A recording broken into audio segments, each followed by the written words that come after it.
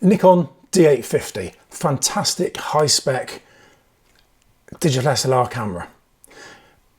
Recently superseded by the Z8. As a result, the value on these is nowhere near as strong as it was. You can now pick these up for some very, very sensible sums. And they're new enough that you can still pick them up in very, very nice condition. What I'm going to do now is just talk about what you need to check if you're looking to buy one of these secondhand. Okay, so Nikon D850, probably the last of the really fantastic SLR digital cameras. If you're looking to buy one secondhand, I'd always recommend looking at three things.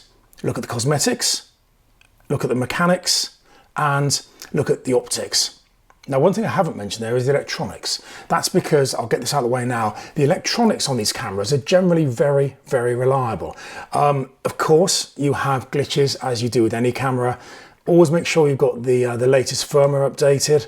But as far as the electronic controls of the functionality, so the modes, the electronic controls of the flash, the electronic control of the shutter, that's all generally speaking very, very reliable. And it can be tested obviously by taking test photographs. You can't possibly test every last function, and I wouldn't recommend testing every last function because, as I said, generally speaking, from an electronics perspective, they are very, very good indeed. And if you're caught out with an electronics problem, you'll be very, very unlucky. So what I would suggest doing, instead of focusing on the electronics, as I said, look at the cosmetics, look at the mechanics, and look at the optics. Okay, first of all, now this is the most important thing. Look at the cosmetics. Look at the amount of wear. Look for any dings. Look for any signs of misuse or abuse. As I said in the intro, these cameras are so new that you can still pick them up in really, really clean condition. So I would never recommend buying something that's heavily used unless it really is cheap, in which case, yeah, fantastic. So first of all, look at the top. Look at the prism in particular. Look around the strap lugs for signs of wear there. Look around the strap lugs here for signs of wear. Look for wear on the base. You know, the metal will show through quite quickly on the base. A little bit of wear, not a problem at all. Just avoid anything that's been heavily used, and I'd recommend avoiding anything that's been professionally used. Look for dents. Look for signs it's been knocked or dropped. Take your time with this because this will really give you a good indication as to how well the camera has been looked after in its previous life, and that is really, really important. You know, just look for heavy scratching on the screen. Look for dings here and here. Make sure the hot shoe. Make sure that hasn't been knocked. Make sure you can get a flash gun onto the hot shoe. Just make sure it's been looked after. If you're happy that it's been looked after well, then I would go on to checking the optics. Now, by the optics with a camera like this, what I mean is the viewfinder, the mirror, and the sensor. Have a look at the mirror. Make sure it's clean. Have a look up at the screen and have a look through the camera to make sure there's no dust inside. Now, a little bit of dust in the viewfinder would usually blow off.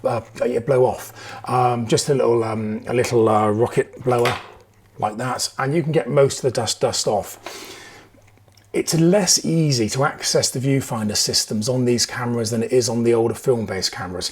So if you have dust inside, that might need to go off to a service centre. That can be expensive. So be careful of dust actually inside the viewfinder. Make sure the lens mount is clean. Make sure there's no heavy amounts of wear there. And then the sensor. Obviously the sensor is very, very important. Now with the sensor, what I would do, you can open up and check it manually. Open it up for sensor cleaning. Get a magnifier. We use I don't know if you can see that, a big desk magnifier, illuminated desk magnifier. Use something like that and just open up the shutter and look very, very carefully at the surface of the sensor. Obviously, you always get dust on sensors. That's virtually impossible to avoid. What you don't want is excessive dust. Blow the dust off, clean the dust off if you're confident to do that. If you're not, get a repairer to do it. And you want to make sure there are no marks on the sensor that won't come off. It's unusual because with the SLRs, Obviously the sensor is behind a shutter and it's behind a mirror. These, you've got to go some to actually physically damage a sensor, but do check it. The other thing you can do is just take a picture against a white wall, just against a white wall like this. Put a lens on, stop right down to f/22, focus on the wall and just take a picture. You'll get an image on the back, and if you can see any spots at all, you'll know there are spots on the sensor. It's important to stop down to f/22 because all the spots will become a lot more obvious. What you might see are some very out of focus spots, and that might concern you. That could be the rear element of the lens. So just take the lens off, clean the rear element of the lens and put the lens back on again and try again. And as I say, if you see very out of focus spots, almost like watermarks, when you do this sensor test, that might well be dust on the rear element of the lens. So if you see that, don't panic. So once you've looked at the optics, once you've looked at the viewfinder, once you've looked at the sensor, one thing I didn't mention, I should have mentioned earlier, was the focusing. Just make sure it's focusing. Take it outside, make sure it's focused on infinity. Take it inside and focus on, for example, a keyboard. Photograph along the keyboard like that. Focus on a letter, focus on K, or focus on the number 5, and make sure when the camera is focused, it is focused exactly where it should be. Now you may get a tiny bit of variation, but you want to make sure it's there or thereabouts. Obviously with modern cameras, you do have micro adjustments, you can tweak that slightly, but you want to make sure it's focusing there or thereabouts. Okay, so with the optics, you've checked the focusing, you've checked the mirror, you've checked the viewfinder, and you've checked the sensors clean. That's fantastic. The final thing I'd look at are the mechanics. Now this may seem strange with an electronic camera, but there's lots of mechanical stuff on this. There's the on-off switch. Make sure the on-off switch is working well. There's the little joystick on the back there. There are the wheels here and the wheels here. Make sure they're all working. Just check the buttons, particularly the more worn buttons. If you're looking at a worn camera, you might find that the icons on these little buttons have worn away. Just make sure those buttons are all operating properly. And again, make sure the lock button there is working. Make sure the little pad there is working okay. If a camera's had a lot of use, it's those things that start to fail. I mean, the D850 doesn't have a pop-up flash, but if you're looking at cameras with pop-up flashes, make sure that the pop-up flash works. It's quite common for those to stick. Check the articulation on the screen. Make sure that's working. Again, with these mechanical issues, that tends to be directly related to heavy use. So you're much more likely to have issues, the mechanical issues I'm describing, with a more heavily used camera. It's very unusual to have issues like that with a mint or a near mint camera, which takes me back all the way back to my original point about cosmetics. Make sure it's had very little use. Make sure it's been looked after. Make sure it hasn't been dropped. The last thing, of course, you can check is the shutter actuations, the shutter activation numbers on most cameras. There's lots of software online.